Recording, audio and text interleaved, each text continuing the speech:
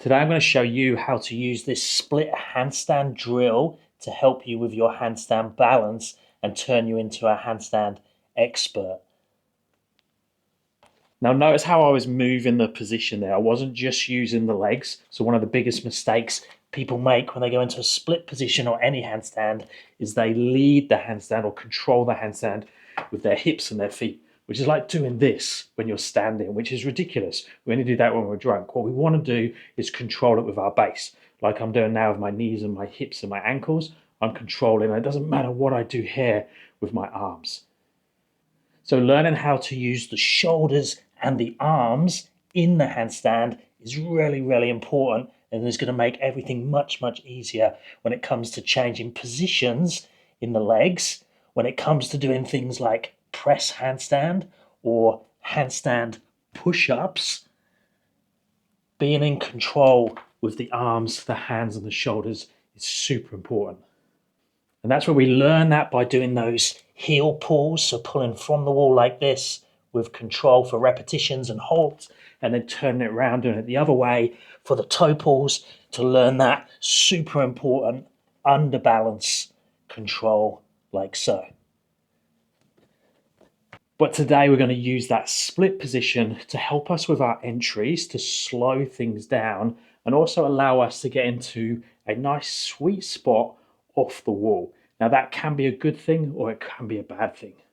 So first of all, what do I mean by that sweet spot? So the sweet spot is when we're perfectly balanced, nothing is rebalancing because I'm right in the middle of my balance. If I go this way, I'm struggling with the balance. If I go this way, I'm struggling with the balance. And if I'm doing this, I'm constantly rebalancing.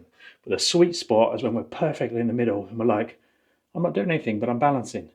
Now, the cool thing with that is that we can hold there for time. It doesn't take up much energy. But the downside is we don't know, or we don't learn how to rebalance.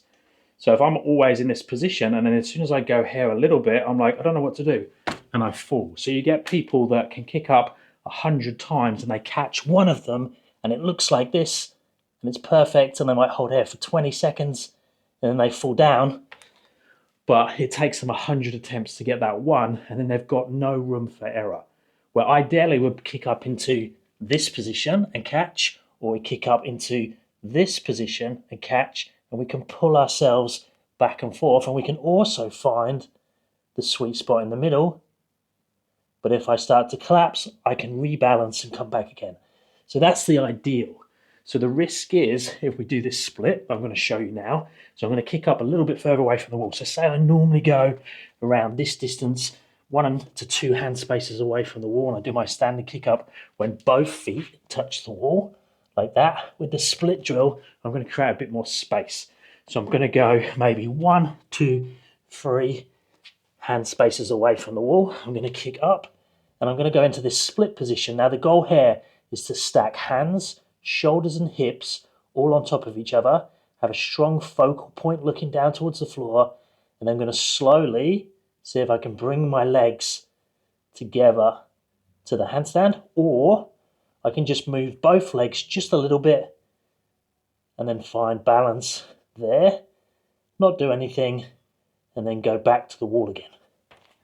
And I would highly recommend for that drill, video yourself from the side, make sure the camera's perfectly in line, go into a position where you can feel that the toe is super light against the wall, and then just see if you can pause there with no weight on the wall, but you're still touching. And then if you can, you could slowly move the legs together, or you could do that second option where it's just bringing both legs just a little bit in, but everything stays stacked.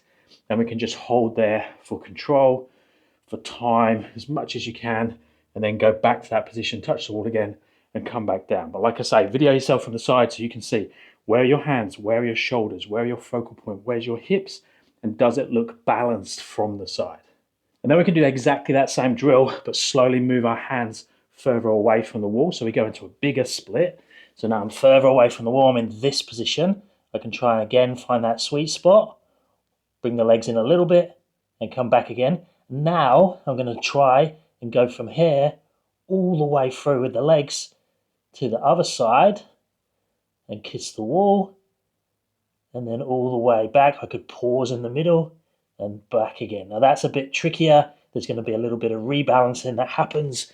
There's going to be some points where you get too many legs on this side compared to this side, or too much weight, too much lever arm. So you're going to start to fall this way. So you're going to need to compensate. So that's going to introduce a little bit of change, which is really good to train and to manage. So that's basically the split drill. Then we could turn it around and do a chest saw, exactly the same thing. So I could be up this way in that position, do exactly the same. This one's obviously a little bit scarier to do it. I could swap legs, like so.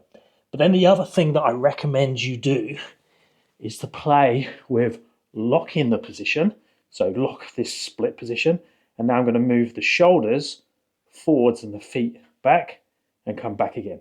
So it looks like this. So I'm going to be in this position, and then notice shoulders come forwards, hips come backwards, feet come back a little bit, and then I can push myself back again. And I'm going to practice this underbalanced handstand drill back and forth. And I can do it both legs. Now that's going to give you a much bigger window of balance and make it so much easier to hold for longer, deal with change, and also make it much easier to kick straight into that position. So when we kick into that position, I can hold the legs back a little bit. So I'm going to have shoulders on top of hands, focal point there, and I'm just going to kick one leg up, come back down again. Okay, now watch what happens with my shoulders. I can catch now, and I have this big window that I can move in and out of. My legs are staying in that split position, or I could, if I'm a little bit more advanced, bring the legs together. But a lot of people with sub 60 seconds handstands, and even some people that can hold over 60 seconds, can't do what I just done. They can't move their shoulders back and forth and continue to balance. But trust me, it makes your handstand balance for press, handstand push-ups, for changing shapes, for working towards more advanced skills, handstand to planche, one-arm handstands, and everything in between, so much easier. So I highly recommend you work on that. It's going to be easier with that back to wall version. So there, I'm going to move forwards and backwards with control, and then eventually doing it freestanding. Now there's lots of different variations that I've just gone through really quickly. So you'll need to pick and choose what works for your level. If you need more help with your training, check out my app and my website. Links are all down in the description. And I'll speak to you guys in the next one.